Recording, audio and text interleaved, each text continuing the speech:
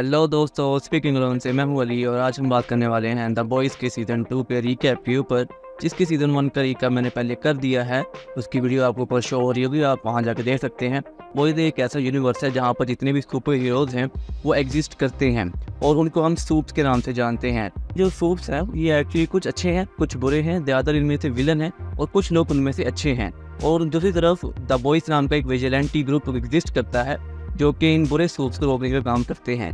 ये सारी बातें मैं पहली वीडियो के अंदर बोल चुका हूँ, अगर आपने वो देखनी तो उसका लिंक फिर से ऊपर फ्लैश होगा, वो जाकर ज़रूर देखिएगा, लेकिन इस वीडियो के बाद। सबसे पहले मैं आपको इंट्रोड्यूस करवाऊंगा जितने भी कैरेक्टर्स हैं सीज़न 2 के अंदर हमें दिखाए गए हैं, और जिनमें से बॉयज़ की जो कैरेक्टर्स हैं उनके अंदर Hughie Gamble, Billy Butcher, Frenchie, Mother's Milk और किमिको हैं। इसके बाद है द सेवन एक्चुअली एक सुपर हीरो ग्रुप है जिसके अंदर जितने भी सुपर हीरोज हैं वो एग्जिस्ट करते हैं, जैसा कि डीसी के अंदर जस्टिस लीग हो गई, मार्वल के अंदर अवेंजर्स हो गए, इसी तरह और भी जितने भी सुपर हीरोज टीम होती हैं वैसे ही यहाँ पर द सेवन होती है। और द सेवन नाम से जाहिर हो रहा है इस टीम में 7 सुपर हीरोज के कैरेक्टर एग्जिस्ट करते हैं। और भी सूट्स होते हैं लेकिन जो मेन बड़े हाई लेवल के सुपर हीरो होते हैं सिर्फ उनको ही सुपर हीरो की टीम होती है उसके अंदर रखते हैं। तो द सेवन के अंदर जो सुपर हीरो होते हैं उनके मेंबर्स होते हैं Homelander, Starlight, Queen Maeve, A Train, the Deep, Black Noir और स्ट्रॉन्ग फ्रंट। इसके बाद जो साइड कैरेक्टर्स हैं जो कि स्टोरी के अंदर काफ़ी अच्छा इम्पैक्ट डालते हैं, Stan Edgar, Victoria Neuman, Ryan और बेका आते हैं। और जो Stormfront, Stan Edgar, Victoria Neuman, ये जो 3 कैरेक्टर्स हैं इनको इस सीज़न के अंदर न्यू इंट्रोड्यूस करवाया गया है। सीज़न 2 के एपिसोड्स की बात करें तो सीज़न 2 के अंदर टोटल 8 एपिसोड्स हैं, same as season 1। Season 1 open up होता है द बॉयज़ के साथ जो कि लोगों से छुपे हुए हैं और बिली बुचर गायब है। ह्यूई, मदर मिल्क, फ्रेंची, किमिको, ये सब लोग छुपे हुए हैं, कहीं उनको पुलिस पकड़ न ले, क्योंकि उन्होंने सीज़न 1 के अंदर जो भी काम किया था उस वजह से पुलिस उनके पीछे पड़ी हुई है। वॉइड इंटरनेशनल के अंदर स्टैन एडगर द सेवन का CEO बन जाता है मैडलिन स्टूवर्ट को साइडलाइन करते हुए। मैडलिन स्टूवर्ट को सीज़न 1 के अंदर होमलैंडर ने मार दिया था, लेकिन न्यूज़ के अंदर ये बात फैलाई गई कि उसे बिली बुचर ने मारा है, इसी वजह से द पुलिस बॉयज़ के खिलाफ है। और दूसरी तरफ हम देखते हैं द डीप है, वो अपने स्ट्रगल कर रहा है क्योंकि उसे द सेवन में से निकाल दिया गया था क्योंकि उसने स्टारलाइट को सेक्सुअली असॉल्ट करने की कोशिश की थी, इसी वजह से। और उसकी मुलाकात होती है चर्च ऑफ कलेक्टिव के अंदर। चर्च ऑफ कलेक्टिव एक्चुअली में एक न्यू रिलीजियस मूवमेंट होती है जो कि दुनिया के जितने भी बिखरे लोग होते हैं उनको आपस में जोड़ती है। बाकी इनके और भी मोटिव्स होते हैं लेकिन कम मोटा ऊपर से हिसाब ये होता है। और द सेवन को एक नई सुपर हीरो ज्वाइन कर लेती है जिसका नाम स्टॉर्म फ्रंट होता है। सीज़न 1 के अंदर हमने देखा था ट्रांसल्यूसेंट मर जाता है, उसको द बॉयज़ ही मारते हैं, इसी वजह से उसकी रिप्लेसमेंट के लिए आती है। होमलैंडर खुद चाहता था कि कोई नया सुपर हीरो को रिक्रूट करे, लेकिन जो स्टैन एडगर होता है वो स्टॉर्म फ्रंट को खुद ही रिक्रूट कर लेता है। और इसके बाद हम देखते हैं जो बिली बुचर है वो बॉयज़ के बाद वापस आ जाता है, आके बताता है कि जो बेका है उसकी बीवी वो एक्चुअली में मरी नहीं, जिंदा है। सीज़न 1 के अंदर हमें यही लगा था कि उसकी बीवी मर चुकी है जिसको होमलैंडर ने रेप किया था और फिर वो गायब हो गई थी, तो सबको ये लगता था कि होमलैंडर ने उसे मार दिया है। लेकिन इस सीज़न 1 के एंड के अंदर हम उसे देखते हैं और बुचर बताता है कि उसका एक बेटा भी है जो कि एक्चुअली में होमलैंडर का बेटा है, वो प्रेग्नेंट हो गई थी होमलैंडर की वजह से, और उस बेटे का नाम रायन है जो कि अभी किसी एक सीक्रेट लोकेशन के अंदर कैद है। जैसे ही बुचर द बॉयज़ को रीजॉइन करता है, साथ ही वो दोबारा प्लानिंग शुरू कर देते हैं कि वो वॉइड को किस तरह टेक डाउन करे। स्टारलाइट और ह्यूई आपस में छुप छुपा के अपने जो काम कर रहे होते हैं वॉइड के खिलाफ उनको जारी रखते हैं, और स्टारलाइट ब्लैकमेल करती है गेको को जो कि उसका एक पुराना दोस्त होता है, और उसको ब्लैकमेल करके कंपाउंड बी का एक सैंपल मंगवाती है क्योंकि गेको वॉइड के अंदर ही काम कर रहा होता है। जिन लोगों को नहीं पता, अगर उन्होंने सीज़न 1 वाला रिकैप नहीं देखा, तो कंपाउंड बी का एक केमिकल है या एक ड्रग है जिसकी वजह से जितने भी सूप्स होते हैं उनको ओरिजिनली पावर मिलती है। कोई भी इंसान सुपर पावर के साथ पैदा नहीं होता, बल्कि जब वो पैदा होते हैं, बच्चे होते हैं, तब उनको वो कंपाउंड भी दिया जाता है, फिर उनके पास सुपर पावर्स आती हैं। इसके बाद बॉयज़ को पता चलता है कि कोई सुपर टेररिस्ट नाम का एक बंदा है और वो उसको पकड़ने की कोशिश करते हैं, और जब वो उसे मिलते हैं तब उसे पता चलता है कि जो सुपर टेररिस्ट है वो एक्चुअली में किमिको का दोस्त है जिसका नाम केंजी है। साथ ही साथ होमलैंडर कोशिश करता है कि वो अपने बेटे के साथ बॉन्ड बनाने की कोशिश करे और उसे बताए कि उसके पावर्स हैं, जैसे होमलैंडर खुद उड़ सकता है, लेजर मार सकता है, इमोर्टल है, जैसे सुपरमैन है वैसे ही होमलैंडर है। और इस सब बातों से बेका बहुत ज़्यादा नाराज़ होती है। स्टारलाइट सक्सेसफुली कंपाउंड वी की हकीकत को मीडिया के अंदर ले आती है। जितने भी सूप्स हैं तो उनको कंपाउंड वी दिया जाता है, जिस वजह से वो सुपर हीरोज बनते हैं। और ये जैसे ही बाजी मीडिया के अंदर आती है तो हल्ला मच जाता है और वो इस बात से बहुत ज़्यादा क्रिटिसाइज होने लग जाता है मीडिया के अंदर और पब्लिकली भी। और इसके अलावा द सेवन वो हमला कर देते हैं द बॉयज़ के ऊपर। तो बॉयज़ होते हैं वो केंजी को एक सेफ प्लेस के ऊपर ट्रांसपोर्ट कर रहे होते हैं, जो कि केंजी एक सुपर टेररिस्ट है। और दूसरी तरफ हम देखते हैं स्टॉर्मफ्रंट के असली रंग को, कि वो जब केंजी को पकड़ने के लिए जा रही होती है वो जानबूझ के सिविलियंस को मार देती है, वो भी बेरहमी के साथ, जिससे पता चलता है वो भी बहुत बुरी करैक्टर है। जैसे कि होमलैंडर था, उसे सीजन 1 के अंदर पूरा एयरप्लेन था, उसके सारे पैसेंजर्स को मरने दिया था खुद अपनी ही गलती की वजह से। और इसी के साथ जो एयरट्रेन होता है वो अपनी हार्ट कंडीशन से सफ़र कर रहा होता है, उसकी हार्ट कंडीशन अभी भी ठीक नहीं हुई होती। जैसा कि हमने पिछले सीजन के एंड पे देखा था, उसको एक हार्ट अटैक आता है अपने तेज़ भागने की वजह से और कंपाउंड वी को ज़्यादा अमाउंट के अंदर कंज्यूम करने की वजह से। इसी वजह से अभी भी वो 7 के अंदर आ तो गया है, लेकिन अभी भी उसके हार्ट की कंडीशन है वो बिल्कुल वैसी ही है और उसको कभी कभार पैनिक अटैक आ भी जाता है। बुचर को सूजन रेन, जो कि CIA की डेप्यूटी डायरेक्टर होती है, वो इन्फॉर्मेशन देती है कि एक्चुअली में रायन और बेका कहाँ पर हैं, और उसके बदले में वो मांगती है कि वो रायन को CIA के हवाले कर देगा जब वो उनको मिल जाएंगे। बुचर उसी फैसिलिटी के अंदर इन्वेट करता है और वहाँ पर जाके बेका से मिलता है और बेका को मिलकर कन्विंस करने की कोशिश करता है रायन और बेका को अपने साथ ले जाएगा और होमलैंडर से छुपा कर रखा हमेशा किसी सेफ जगह के अंदर ले जाएगा। लेकिन जब टाइम आता है उन लोगों के भागने का, उसी वक्त बेका वहाँ से भागने से इनकार कर देती है, क्योंकि उसे शक पड़ जाता है बुचर के ऊपर कि वो रायन को अपने साथ नहीं रखेगा, क्योंकि बेका को इस बात का पहले ही मालूम था कि जो बुचर है वो सूप से नफरत करता है। इसी वजह से उसे पहले ही कह देती है मुझे पता है तुम्हारा कोई और प्लान भी है। तो वहाँ पर बुचर उसे सच में रिवील करता है कि उसका प्लान यही है कि वो रायन को CIA के हवाले कर देगा और वो खुद दोनों कहीं और चले जाएंगे, जिसकी वजह से बेका उसके साथ जाने से इनकार कर देती है। इसके अलावा हम दूसरी तरफ देखते हैं कि स्टारलाइट, ह्यूई, मदर्स मिल्क होते हैं, ये तीनों एक रोड ट्रिप पे जाते हैं। एक्चुअली पुरानी सूप होती है जिसका नाम लिबर्टी होता है, जो कि 7 का ही हिस्सा होती है। 90s के टाइम के अंदर उसका काफ़ी डार्क पास्ट होता है और वहाँ पर जाकर उन्हें पता चलता है जो लिबर्टी है वो एक्चुअली में स्टॉर्मफ्रंट है। दूसरी तरफ हम देखते हैं जो होमलैंडर होता है वो उसका दिमाग काफ़ी ख़राब हो रहा होता है, वो काफ़ी मेंटली डिस्टर्ब हो चुका होता है, क्योंकि एक्चुअली होमलैंडर को पब्लिक की अट्रैक्शन चाहिए होती है। जैसे आज के टाइम के अंदर लोग अपने फॉलोअर्स बढ़ाते हैं टिकटॉक के अंदर, इंस्टाग्राम के ऊपर, इस तरह ही होमलैंडर भी चाहता है लोग उसको फॉलो करें। लेकिन चूँकि स्टॉर्मफ्रंट आ चुकी है और सारी की सारी ऑडियंस स्टॉर्मफ्रंट की तरफ जा रही है, तो फिर होमलैंडर के और स्टॉर्मफ्रंट के दरमियान जो रिश्ते होते हैं काफ़ी गर्मा गर्मी वाले होते हैं। दूसरी तरफ जो डीप होता है वो अपने रिहैब को कंटिन्यू रखता है चर्च ऑफ कलेक्टिव के साथ। चर्च ऑफ कलेक्टिव की जो रिप्रेजेंटेटिव होती है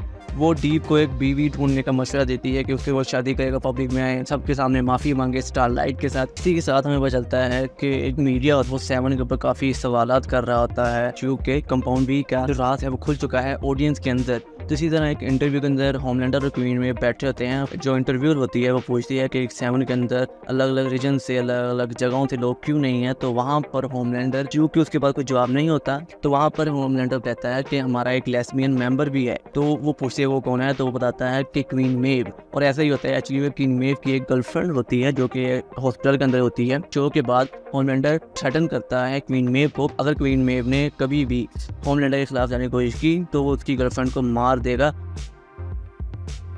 बुचर बेका और रायन को उसी फैसिलिटी टाइप जेल के अंदर छोड़ के वहाँ से चला जाता है, मिलता है एंड जूडी के साथ। वो उसकी एक्चुअली में खाला होती है और उनसे वहाँ पर ट्रैक डाउन कर लेते हैं क्योंकि मदर्स मिल्क, और वो वहाँ पर आपस में बातें वगैरह कर रहे होते हैं। और उसकी जो आंट होती है वो ह्यूई को देख के कहती है कि ये तुम्हारे छोटे भाई के साथ नहीं लग रहा।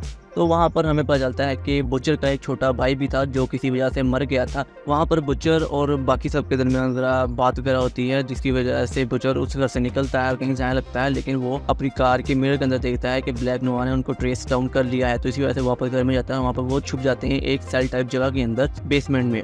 एट द एंड जब रात होती है तो ब्लैक नोवा उनके घर के अंदर इन्वेट करता है और इन्वेट करते ही उनके घर को तबाह कर देता है। बुचर और बाकी सब लोग वहाँ से भागने की कोशिश करते हैं, लेकिन पीछे से ब्लैक नोवा उनको देख लेता है और उन सब की वहाँ पर लड़ाई होती है। ब्लैक नोवार बुचर को पकड़ लेता है, उनसे मारने लगाता है। तो बुचर को पता होता है कि ब्लैक नोवार के ऊपर एक कैमरा लगा हुआ है, चूँकि ब्लैक नोवार अपनी मर्जी से कोई काम नहीं करता है, वो जो भी काम करता है वॉइड की तरफ से करता है। कैमरे की तरफ देख के कहता है कि उसे पता चल चुका है कि सागा ग्रोव सेंटर क्या है, उसके अंदर क्या कुछ होता है।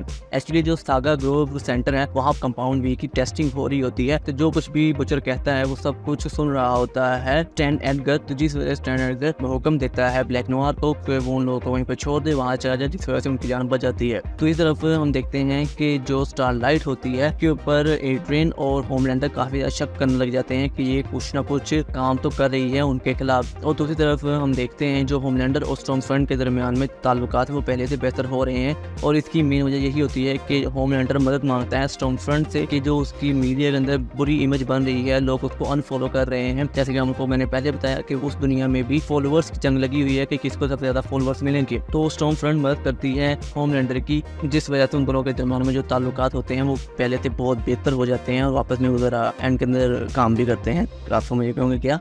और मीडिया के अंदर होमलैंडर की एक बुरी इमेज बनने की वजह ये भी होती है कि उसकी एक वीडियो बहुत ज़्यादा वायरल हो जाती है, जिसके अंदर वो एक अफ्रीकन जगह के अंदर जाता है और वहाँ पर जाके सीधा लोगों मार देता है। उनमें से एक छोटा बच्चा भी होता है। तो इंटरनेट के ऊपर ये बहुत बवाल बच जाता है और लोग होमलैंडर के खिलाफ प्रोटेस्ट कर रहे होते हैं। और वहाँ पर हम देखते हैं होमलैंडर उसी प्रोटेस्ट के अंदर जाता है और लोगों के सवालों की जवाब देता है। लेकिन एज वी नो कि होमलैंडर की जितनी भी PR थी वो कम से कम हो रही है, जिसकी वजह से उसे स्टॉर्मफ्रंट की मदद लेनी पड़ती है। तो वहाँ पर होमलैंडर खड़ा होता है और दिमाग में इमेजिन करता है कि जितने भी लोग खड़े हैं मैं उनको वहीं पे मार दूंगा। वो सब की तरफ लेजर चलाता है और सब लोग वहाँ पर मरे पड़े होते हैं। वो सिर्फ इमेजिनेशन के अंदर, रियलिटी के अंदर ऐसा नहीं करता। और वहाँ से इतना वो ब्रूटल सीन था ना, देख के मज़ा आ गया था। और इसी के साथ साथ जो डीप होता है वो भी अपनी जो गलतियाँ होती हैं ना उसको कन्फेस कराता है मीडिया के अंदर आके। और इसके अंदर बहुत बड़ा रोल होता है चर्च ऑफ कलेक्टिव्स का। द बॉयज़ इंफिल्ट्रेट करते हैं सागा ग्रुप सेंटर के अंदर और वहाँ पर उनको पता चलता है कि जो वोल्ट है वो एक्सपेरिमेंट कर रहा है अडल्ट्स के ऊपर ताकि वो स्टेबलाइज कर सके कंपाउंड बी को। एक्चुअली जब वो कंपाउंड बी न्यूली बोर्न बच्चों को देते हैं तो वो बच्चे आराम से कंपाउंड बी को अपने अंदर डाइजेस्ट कर पाते हैं। कंपाउंड बी कोई नेगेटिव इम्पैक्ट नहीं देता। लेकिन जब वो किसी अडल्ट के ऊपर कंपाउंड बी को इंजेक्ट करते हैं तो वो उस कंपाउंड बी को बर्दाश्त नहीं कर पाता, वो मर जाता है। तो जो वोल्ट है वो कंपाउंड बी के डिफरेंट फॉर्मूला को अप्लाई करता है अडल्ट्स के ऊपर ताकि वो कंपाउंड बी का एक स्टेबल वर्जन बना सके। और वहाँ पर हम लैम्पलाइटर को देखते हैं। लैम्पलाइटर द सेवन का एक पुराना मेंबर होता है, जैसे द डी पुराना मेंबर था जिसको अब द सेवन से निकाल दिया गया था, इसी तरह से लैम्पलाइटर भी द सेवन का एक ओल्ड मेंबर था और वो सागा ग्रुप के अंदर काम कर रहा होता है। फ्रेंची वहाँ पर कन्फर्ट करता है कि जो लैम्पलाइटर है उसी ने सूजन रेन के बच्चों को मारा था। एक्चुअली प्रेजेंट टाइम से 8 साल पहले जो द बॉयज थे वो काम करते थे CIA के साथ, और वहाँ पर गलती से जो लैम्पलाइटर है सूजन के घर के अंदर इन्वेट करता है और उस घर को आग लगा देता है। लेकिन लैम्पलाइटर को इस बात का पता ही नहीं होता कि उस घर के अंदर उसके बच्चे मौजूद होते हैं, जिस वजह से उसके बच्चे मर जाते हैं आग के अंदर झुलसने की वजह से। इसके अंदर कैच ये होता है जो फ्रेंची होता है वो एक्चुअली में सूजन के बच्चों की रखवाली कर रहा होता है, लेकिन फ्रेंची का एक दोस्त होता है जिसने ड्रग का ओवरडोज कर लिया होता है। इसकी वजह से फ्रेंची को उन बच्चों की रखवाली को छोड़ के जाना पड़ता है। उसी टाइम के अंदर लैम्पलाइटर आता है और घर को आग लगा देता है और बाय मिस्टेक सूजन के बच्चे भी मर जाते हैं। और इस वजह से फ्रेंची बहुत पागल होता है लैम्पलाइटर को मारने के लिए, लेकिन मदर्स मिल्क उसको समझाता है कि अभी उसको ना कुछ कर क्योंकि हमें अभी इसकी जरूरत है। तो इस वजह से वो भी उसको नहीं मारता। और सागा ग्रुप के अंदर हम स्टॉर्मफ्रंट को भी देखते हैं। स्टॉर्मफ्रंट एक्चुअली में सागा ग्रुप को लीड कर रही होती है। जितने भी सूप्स वहाँ पर वो तैयार कर रहे होते हैं, कंपाउंड बी के जो एक्सपेरिमेंट्स होते हैं उन सब की जो देखभाल होती है वो अंडर स्टॉर्मफ्रंट की होती है। और इसके बाद हम देखते हैं जो होमलैंडर होता है उसको हकीकत पता चलती है कि जो स्टॉर्मफ्रंट है वो एक्चुअली में स्टॉर्मफ्रंट नहीं बल्कि आज से कई साल पहले की सुपर हीरो है। तो हमें स्टॉर्मफ्रंट वहाँ पर बताती है कि वो एक्चुअली में नाजी सुपर हीरो है और वो 1990 के अंदर पैदा हुई थी। वो हिटलर की फौज के अंदर शामिल थी और अब प्रेजेंट टाइम के अंदर वो यहाँ पर है। और पास्ट के अंदर उसका नाम लिबर्टी था। और इसी के साथ साथ जो द बॉयज होते हैं वो लेके जाते हैं लैम्पलाइटर को सूजन के पास। एक्चुअली सूजन वही CIA की एजेंट जिसके बच्चों को उसने मारा होता है, लेकिन वो सूजन भी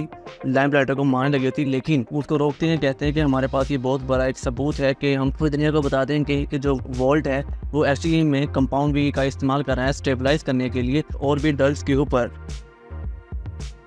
इसके बाद हम बुचर की फैमिली से इंट्रोड्यूस होते हैं जिनके साथ इसके ताल्लुकात बहुत बुरे होते हैं और उसकी मदर बुचर को बुलाती है कि तुम्हारे फादर मर चुके हैं। इसके अलावा जैसा कि हमें पता है कंपाउंड बी को लेकर बहुत ज़्यादा तहलका मचा हुआ है कि वोल्ट ने जितने भी सूप्स बनाए हैं वो बाय बर्थ नहीं थे बल्कि उनके ऊपर एक्सपेरिमेंट किया गया था, इसके बाद वो सूप्स बने थे। इसी के साथ द बॉयज प्लान बनाते हैं कि जो कांग्रेस पॉलिटिकल पार्टी होती है वो उनकी मदद करेंगे वोल्ट के खिलाफ लड़ने के अंदर, क्योंकि उनके पास लैम्पलाइटर जो कि एक सूप था की मदद लेंगे कि वो कोर्ट में जाकर गवाही देगा कि वो खुद सागा ग्रोव के अंदर एक एम्प्लॉय था जो अपने भी अडल्ट ह्यूमन बींग से उनके ऊपर एक्सपेरिमेंट होते थे ताकि वो कंपाउंड वी को स्टेबलाइज कर सकें। लेकिन इससे पहले वो ये कर पाते, लैम्पलाइट को अपने आप को ही आग लगा देता है। और आग लगाने की वजह ऐसी होती है कि स्टारलाइट होती है उसके ऊपर द सेवन को शक पड़ जाता है, तो वो वॉइड के अंदर ही एक केज के अंदर जाकर बंद कर देते हैं। और उसको बचाने के लिए ह्यूई होता है वो मदद लेता है लैम्पलाइटर की। तो वो जाते हैं द सेवन के टावर के अंदर और जाके वहाँ पर लैम्पलाइटर को अपने आप को ही आग लगा देता है। और आग लगाने की वजह ये होती है कि उसको भी उन्होंने सेवन से निकाल दिया होता है, जैसे कि डीप हो गया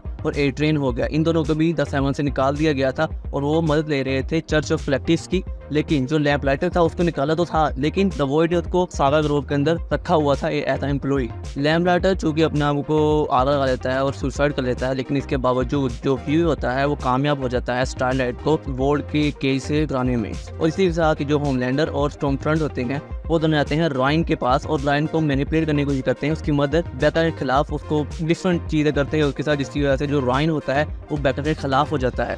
और इसके बाद अगले ही दिन हम देखते हैं कि कोर्ट के अंदर हियरिंग होती है कंपाउंड वी के खिलाफ वोट के ऊपर। वहाँ पर जैसे ही हियरिंग शुरू होने लगी होती है, चूंकि उनके पास लैम्पलाइटर तो होता नहीं है, लेकिन फिर भी उनके पास काफ़ी ऐसे सबूत होते हैं जिसकी वजह से द वॉइड को वो डाउनग्रेड कर सकें। लेकिन इसके बावजूद जब वो कोर्ट के अंदर आते हैं कि वहाँ पर एक काफ़ी अजीब सिचुएशन पैदा होती है कि सबके सिर लोब होने लग जाते हैं। मतलब जितने भी वहाँ पर जज होता है, उनके गवाह होते हैं, उनके सिर फटने लग जाते हैं और कुछ भी समझ नहीं आती। इस वजह से कोर्ट की हियरिंग होती नहीं है और सब सोच होते हैं क्या हुआ। लेकिन इसकी जो मिस्ट्री है वो हमें अगले एपिसोड में पता चलेगी। लैम्पलाइटर चूंकि अपने आप को आग लगा लेता है और सुसाइड कर लेता है, लेकिन इसके बावजूद जो ह्यूई होता है वो कामयाब हो जाता है स्टारलाइट को वॉर्ड के केज से हटाने में। हम देखते हैं कि जो बेका होती है वो अपनी फैसिलिटी से भाग जाती है और भागने के बाद पहुंचती है बुच्चर के पास और उससे जाके कहती है कि स्टॉर्मफ्रंट और होमलैंडर आए थे और वो रॉइन को अपने साथ ले गए हैं। दूसरी तरफ हम देखते हैं कि ह्यूई और स्टारलाइट जाते हैं क्वीन मेव के पास से मदद मांगने, क्योंकि क्वीन मेव ने मदद की थी स्टारलाइट की वॉर्ड से भागने के अंदर। इसी वजह से उसके पास जाते हैं और कहते हैं कि तुम हमारी मदद करो, लेकिन क्वीन मेव उनकी मदद करने से साफ इनकार कर देती है। स्टॉर्मफ्रंट और होमलैंडर रॉइन को लोगों से मिला रहे होते हैं। आज से पहले कभी भी उसने बेका के अलावा किसी और को नहीं देखा होता, तो वो काफ़ी घबरा जाता है। इसके ऊपर स्टॉर्मफ्रंट और होमलैंडर उसको एक जंगल के अंदर लेके आते हैं, एक सेफ हाउस के अंदर। स्टॉर्मफ्रंट को एक न्यूज़ मिलती है कि बॉयज ने न्यूज़ फैला दी है कि एक्चुअली में स्टॉर्मफ्रंट एक नाज़ी सुपर हीरो है। और उनको ये खबर मिलती है ग्रेस की मदद, और उनको जो भी डॉक्यूमेंट्स होती हैं जिसके अनुसार कुछ लिखा होता है कि स्टॉर्मफ्रंट एक्चुअली में एक नाज़ी है, वो सारी फाइल ला के देता है ए ट्रेन। तो जैसे ही स्टॉर्मफ्रंट को ये खबर मिलती है वो वहाँ से निकल जाती है।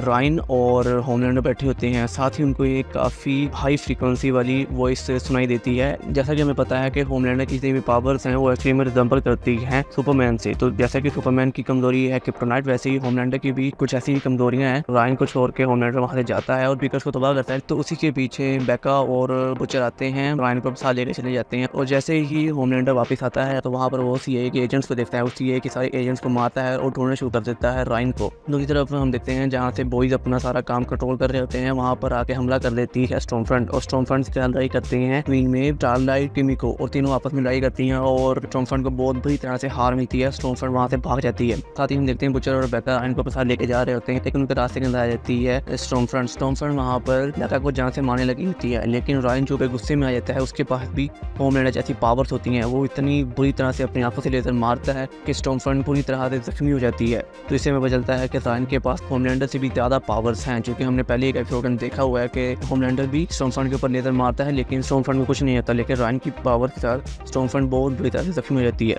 साथ ही वहाँ पर होमलैंडर आ जाता है, रॉइन को साथ लेके जाने की कोशिश करता है, लेकिन में वाकई उसे वही वीडियो दिखाती है जिसके अंदर होमलैंडर ने उस पूरे प्लेन के अंदर जितने भी पैसेंजर्स थे सबको मारने के लिए छोड़ दिया था। एक्चुअली ये काम हुआ था सीजन 1 के अंदर। वीडियो दिखाती है होमलैंडर को और कहती है कि अगर तुमने इन लोगों को नहीं छोड़ा तो फिर क्वीन मेव ये वीडियो को पब्लिक के अंदर रिलीज कर देगी। तो फिर होमलैंडर वहाँ पर मजबूर होता है, उन सब की वहाँ पर जान बच जाती है। लेकिन वहाँ पर एक मसला ये होता है कि बेका को भी बहुत ज़्यादा चोटें लग जाती हैं, इस वजह से बेका मर जाती है। और मरते मरते बेका बुचर से वादा लेती है कि वो रॉइन की हमेशा हिफाजत करेगा। और एंड के अंदर मैं बात करूँगा विक्टोरिया न्यूमन के ऊपर। अगर आपको याद हो, मैंने वीडियो के स्टार्ट में बताया था इस सीजन के अंदर रॉइन, बेका, स्टॉर्मफ्रंट और विक्टोरिया न्यूमन, ये 4 ऐसे कैरेक्टर्स हैं जिनको नया इंट्रोड्यूस करवाया गया है। विक्टोरिया न्यूमन एक्चुअली में कांग्रेस की तरफ से एक पॉलिटिशियन होती है जो कि वॉइड के खिलाफ जितने भी केस होते हैं उनको हैंडल कर रही होती है। वो पूरे सीजन के अंदर जगह जगह पर आती रही थी, लेकिन उसका कैरेक्टर इतना छोटा था। सीजन 3 के अंदर उसका बहुत बड़ा कैरेक्टर है, तो वहाँ पर जाकर आपको बहुत पता चलेगा उसके बारे में। लेकिन अभी के लिए बता दूं कि जितने भी पॉलिटिकल थीम्स होते हैं वॉइड के खिलाफ, वो सब कुछ विक्टोरिया न्यूमन हैंडल कर रही होती है। और विक्टोरिया न्यूमन ने ही कोर्ट के अंदर हियरिंग हो रही होती है वॉइड के खिलाफ जिस लोगों के सिर ब्लोन अप किए थे। एक्चुअली में विक्टोरिया न्यूमन भी एक सूप होती है जिसके पास पावर होती है लोगों के बॉडी को ब्लोन अप करने की। तो फिर ये थी आज की हमारी वीडियो। उम्मीद है आपको ये वीडियो अच्छी लगी होगी। इस वीडियो के अंदर मैंने सीजन 2 के ऊपर सारी बात की। आई होप कि आपको ये वीडियो देखने के बाद दोबारा सीजन 2 रिविजिट करने की जरूरत नहीं पड़ेगी। और इसके अलावा अगर आपने मेरा सीजन 1 की वीडियो भी देखनी हुई तो उसका लिंक ऊपर फ्लैश हो रहा होगा, कोई भी जाकर जरूर देखिएगा। इस चैनल को सब्सक्राइब करना बिल्कुल ना भूलना। वीडियो अच्छी लगी तो लाइक कीजिएगा, कमेंट्स कीजिएगा, अपने दोस्तों के साथ जरूर शेयर कीजिएगा। मैं मिलूंगा आपसे किसी और वीडियो के अंदर किसी और टॉपिक के साथ। तब तक के लिए गुड बाय।